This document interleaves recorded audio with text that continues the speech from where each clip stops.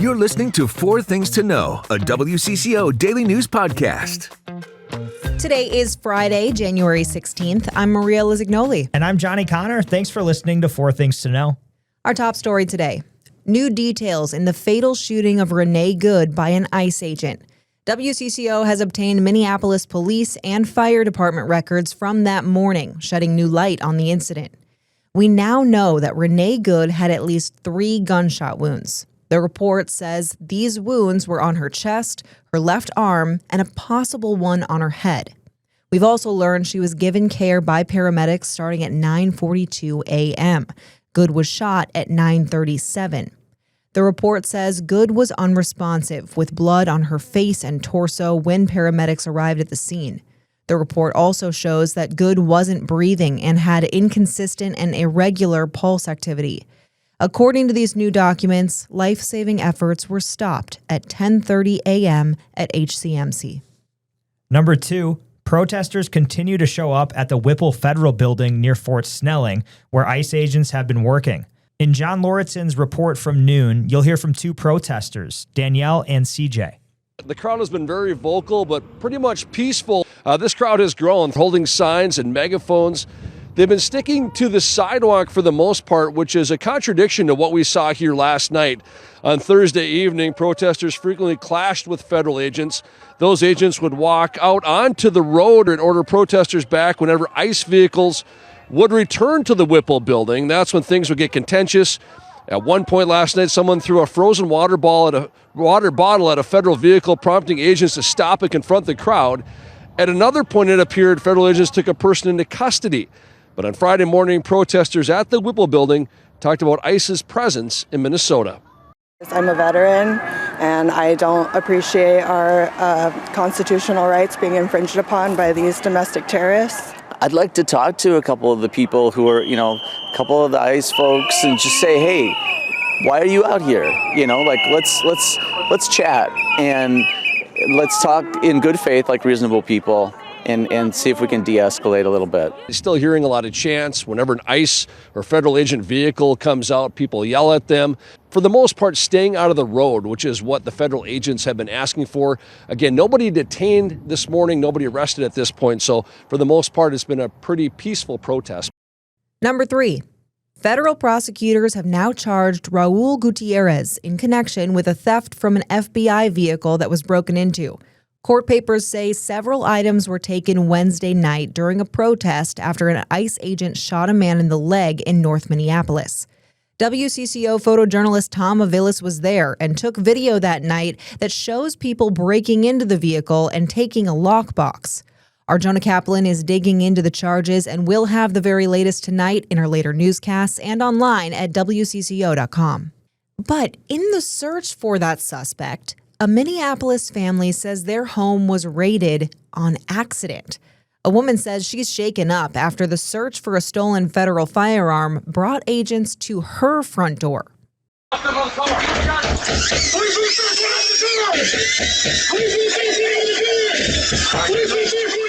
You just heard Ring video that shows law enforcement officers with long guns moving in, busting through the door before entering this South Minneapolis apartment building. The Hennepin County Sheriff's Office says they were executing multiple search warrants for a firearm stolen from a federal vehicle Wednesday night. Search warrant documents left behind show the intended target was apartment 2926, but Elisa Porter lives in 2928. I don't know what to do at this point. I'm just in shock right now. I feel like they were not thorough with whatever information they had. Yes, the person they were looking for had lived here previously, but they haven't been here for a couple months now, and that unit's been vacant for a couple months. Number 4, right now, the Minnesota BCA is part of the investigation of the shooting by an ICE agent on Wednesday night. DHS says the agents were attacked while trying to arrest Venezuelan national Julio Cesar Sosa Solis. Homeland Security says Sosa Solis has a criminal history for driving without a license and giving a false name to police. According to the report, he resisted arrest and assaulted an agent before 2 other people joined in to also attack the agent. They say the agent fired his gun out of fear of his life. We don't know the name of the agent, though officials say he went to the hospital and should recover. But here's where a different perspective comes in. DFL State Senator Aaron Mayquade shared a video online that's raising questions about the DHS version of events. While WCCO has not been able to independently verify its contents, a Facebook live stream from inside the home appears to capture people on the phone with police. And at one point, a woman says in Spanish, quote, "ICE agents were pursuing my cousin and husband for about half an hour and tried to ram them with their vehicles. That's when we shut the door and they fired shots." We requested the 911 transcript of the call from Minneapolis police, but we have not received that yet. Those are the 4 things to know today. Now let's check in on our weekend forecast. Hey guys, thanks for the meteorologist Adam Del Rosso checking in. Old Man Winter coming back with a vengeance as we wrap up the week and head into the weekend. Temperatures are going to be falling all evening long, down into the single digits for our lows tonight. Wind chills are going to be falling into the single digits below zero, and it's going to come with those off and on snow showers that won't amount to much, generally just a coating area wide. Those will be shutting off as we head through our early Saturday morning. We keep the clouds around tomorrow along with the cold and breezy conditions. Temperatures pretty much stay in the single digits all day long. Wind chills about 10 below zero all day long. And we're going to be dealing with more spotty snow showers back for our day on Sunday. And now, here's more to know. A dozen DFL lawmakers are calling for change after reports of federal officers going into hospitals and detaining patients. Last week, Unidos, Minnesota said ICE agents entered HCMC and shackled a patient to his bed. The president-elect of the Minnesota American Academy of Pediatrics says fear of going to the doctor because of ICE has led to a rash of appendicitis cases. A dozen lawmakers, including State Senator Liz Bolden, are now asking Minnesota hospitals for clear and proactive policies regarding ICE. Patients should have the expectation and the assurance that when they are in the care of a healthcare setting and in the hospital, certainly, that they are safe. The Minnesota Hospital Association says when law enforcement enters healthcare settings, hospitals manage those interactions through established, security-led, and legally informed protocols designed to protect patient care, privacy, and staff safety. A family was caught in the crossfire between ICE agents and protesters Wednesday night. A couple, their 5 kids, and 6-month-old baby were on their way home from basketball practice when they found themselves in the middle of protesters and ICE agents. According to the children's mother, Destiny Jackson, agents stopped at their car and demanded that the family leave the area while shouting profanity at them. The couple says agents then walked to the back of their vehicle and released a canister of tear gas. Like the last person to get out the car was my infant child. And then when he came in, he was like lifeless, like it was like foam or bubbles coming out of his mouth. I had to give him mouth to mouth and CPR. I couldn't even breathe myself. And all I remember is like between every breath, I was saying, I'm gonna give you every breath I have until you get yours back. That full story is up on our website, WCCO.com. President Trump is threatening Minnesota with the possibility of military troops. On social media Thursday, the president said he will institute the Insurrection Act if Minnesota politicians don't stop the anti-ICE protests. That would mean armed federal active duty soldiers would be patrolling the streets of Minneapolis. It's exactly what Governor Walz and Minneapolis Mayor Jacob Frey don't want and why they're pleading for peace. The governor is appealing to the president to lower the temperature and stop what he calls Trump's campaign of retribution. WCCO spoke to the governor's office, which says it is engaging in an ongoing conversation with the White House. Now, we also spoke with constitutional law professor David Schultz, who tells us what our rights are in this situation. Even if the federal troops are on the streets, they still have to respect all the constitutional rights and liberties that individuals have, including the right to free speech, freedom of assembly, including the ability to do what? To photograph the federal troops and so forth. So this is not a suspension of the Constitution. Professor Schultz says the Insurrection Act would also allow the president to federalize the Minnesota National Guard.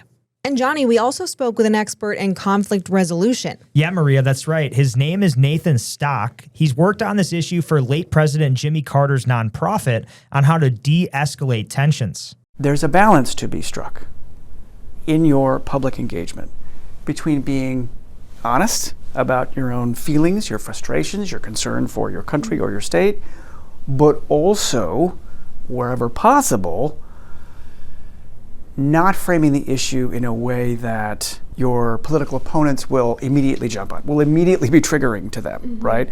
And also constantly taking care, and I think we've seen this from a lot of our elected leaders, to emphasize over and over and over again the importance of peaceful political engagement. Stock has also worked on efforts in Minnesota to bridge partisan divides in our politics. Representative Ilhan Omar, along with other Democratic lawmakers, held a field hearing this morning on the presence of ICE in Minnesota. During this hearing, Omar called out the current administration on how they've handled recent arrests and public safety. Trump claims Operation Metro Surge is about targeting criminals. The reality is even more disturbing. They have deliberately blurred the lines between public safety threats, legal immigration, and U.S. citizens, creating an enforcement campaign so indiscriminate that citizens are being swept up, arrested, and carried away to detention facilities. Today's hearing was not a formal congressional hearing. Our Caroline Cummings is following this today and will bring you updates in our later newscasts and online at WCCO.com. Maria, let's get to sports. The Timberwolves in Houston tonight. They're playing some good basketball. Anthony Edwards, we know he missed last game with a foot issue. Mike Mack said he practiced yesterday, though. Okay. He's getting closer. Still not expected to play tonight. But remember last game against Milwaukee, the Wolves were without Ant and Rudy Gobert, and they got a big win. Head coach Chris Finch noticed their play. We're missing two of our most impactful players, no doubt about it. But we have a lot of other really good players, too, who play both ends of the floor. When we played a complete game as a result. So, and this most exciting thing is watching everybody do their thing. And they did the thing. They did the thing. Can they do the thing again tonight? Let's hope against the Rockets. Maybe. It was fun to watch them against the Bucks. Those are my two favorite NBA teams. I love that. Wolves and the Bucks. Maria, honestly, as listeners know, the show is not good when you're not on it. So the Wolves are doing okay with replacements. So what is just me? I can learn from them. The Wilds, speaking of learning, they got routed last night. 6-2, 0-2-1 on this homestand. They are in Buffalo tomorrow morning for morning hockey, 11:30 puck drop. Let's get back in the win column. It's time to take a breath with your Daily Bright Spot. Okay, speaking of winners, Johnny, this weekend, Minnesota's top collegiate dance team will battle to defend their championship titles. This year's UDA College Nationals begins today in Orlando, Florida. The University of Minnesota dominated last year's competition. So athletes are hoping to win big again this year, and WCCO is going to be there to, of course, hopefully see it all happen again. So jealous. I know, because guess what? Marielle is down in Florida right now. She's going to be capturing the emotion, determination, all the big moments for these athletes. And she sent us this update right as she boarded the plane to head down to Florida. I am coming to you from MSP Airport as we are about to depart for Florida. We have a jam-packed weekend full of following Minnesota athletes around the area. 6 different Minnesota college dance teams are going to be competing in D1A, D1, and Open divisions. We're going to be tracking the University of Minnesota Gophers, Minnesota State Mankato, University of Minnesota Duluth, University of St. Thomas, St. Cloud State, and St. Ben's dance teams. We hope to you follow along with our Florida adventure, and we hope to also bring back some sunshine to Minnesota when we return. Oh, yes, please bring it back. We could use some sunshine. We could absolutely use some sunshine. That'll be a really fun coverage for Elle. She is a former high school dancer, and I know she absolutely loves the sport. 6 Minnesota teams down there, state of dance, basically. Oh my God, That's right? crazy. That is seriously crazy. We're good at a lot of things, and dance is one of them. Man, so yes, look for all of her coverage on air, online. She's posting on social media constantly, so look for updates there as well. Jealous. Love it. Well, hey, thank you so much for joining us this week on 4 Things to Know. I know it has been a very heavy week, but take care of yourselves and your loved ones. And join us again next week on more episodes of 4 Things to Know. With Johnny Connor, I'm Maria Lizignoli, and we're here with the news you need every weekday afternoon by 3 o'clock. Listen to 4 Things to Know, a WCCO daily news podcast, wherever you get your podcasts.